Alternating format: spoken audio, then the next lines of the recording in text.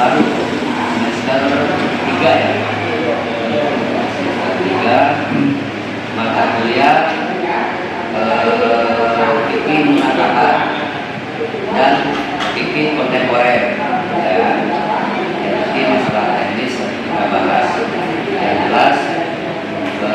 Dari tahap awal pertemuan ini kita akan melakukan kontrak kuliah ataupun kuliah perdana. Kita bahas tentang teori-teori yang ada di RPS. RPS itu apa? Rencana pembelajaran semester. Semua harus punya, semua harus pegang supaya paham dengan apa yang akan dilakukan, apa yang akan kita pahami, apa yang akan ditugaskan oleh dosen. Sebelumnya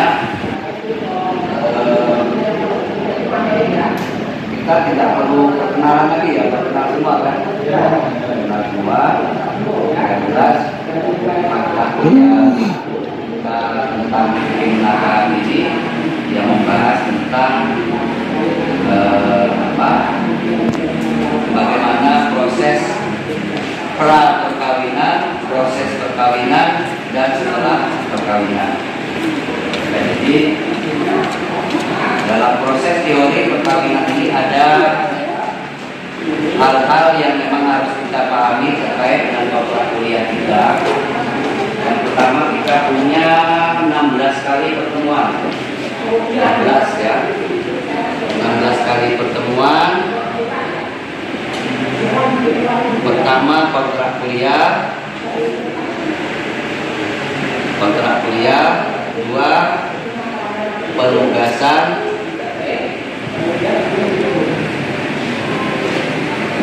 kuliah NK fikih munakahat ya. 3 penilaian. Nah, penilaian ini ada rumus dalam rangka memahami tentang komponen penilaian atau rumus daripada penilaian. Nanti silakan untuk RPS-nya silakan nanti difotokopi supaya paham teorinya. Mana coba difotokopi. Ya, di situ ada komponen penilaian ada 30%, 20%, 30%. Ya. Ada kehadiran, tugas, makalah, UTS, UAS. Ya. 4 komponen ini untuk penyempurnaan penilaian mencapai 100%. Oke, silakan dipahami, dipelajari dulu. Itu teori-teori yang akan kita bahas. Nah, dari 16 kali pertemuan ini 2 pertemuan ya, pertemuan ke-7 itu kalau nggak salah UTS, pertemuan ke-16 UAS dan evaluasi penilaian. Belum saya lanjut ke materi, ada pertanyaan yang belum dipahami terkait dengan teori mata kuliah ini, teori-teori yang ada di rencana pembelajaran semester CRS fikih munakahat. Silakan kalau ada yang mau tanya terkait dengan materi itu ada di RPS tentang perkawinan, pra perkawinan, perkawinan dan setelah perkawinan. Silakan kalau ada pertanyaan. Kalau nggak ada, kita bisa langsung lanjut ke materi. Silakan.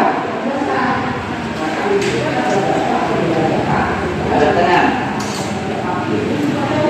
Pak, gimana itu apa?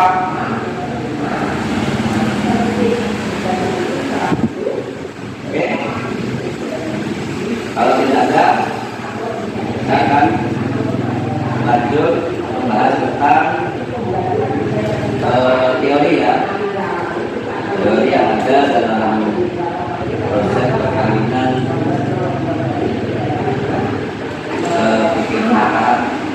ada teori tentang pra perkawinan, proses perkawinan, dan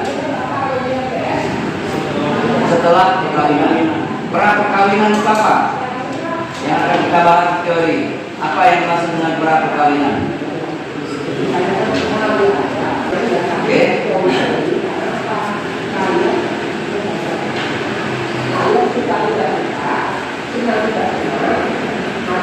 Dan paling ada di situ proses pra perkawinan, ada 3 poin. Ada yang namanya iddah, nikah, meminang, dan melamar. Ya.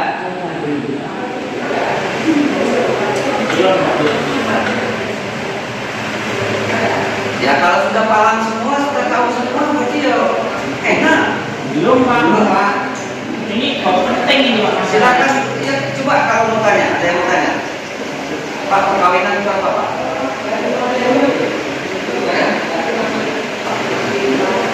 Berbeda. Karena di panduan kita juga sana harus ada interaksi pertanyaan. Syarat-syarat pernikahan Pak. Perkawinan, syarat-syarat perkawinan.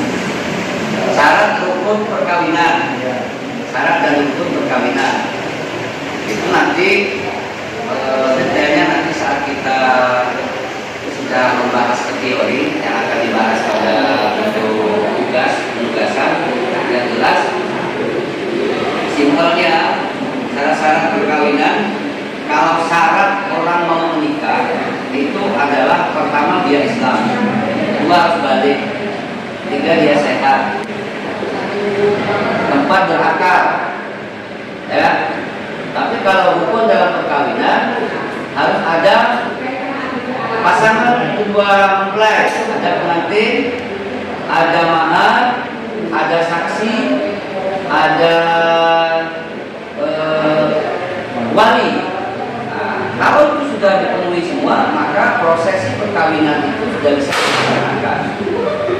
Tapi kalau belum memenuhi syarat hukumnya, maka perkawinan itu belum bisa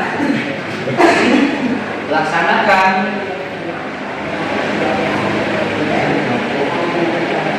Oke,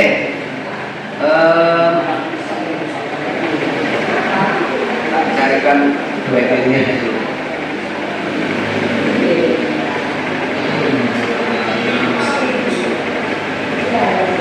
Kalau memang sudah, ya, saya rasa cukup ya untuk proses pertemuan kita ini.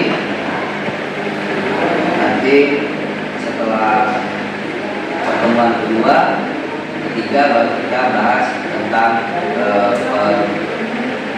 tugas, makalah, dan teori secara lengkap. Oke, kalau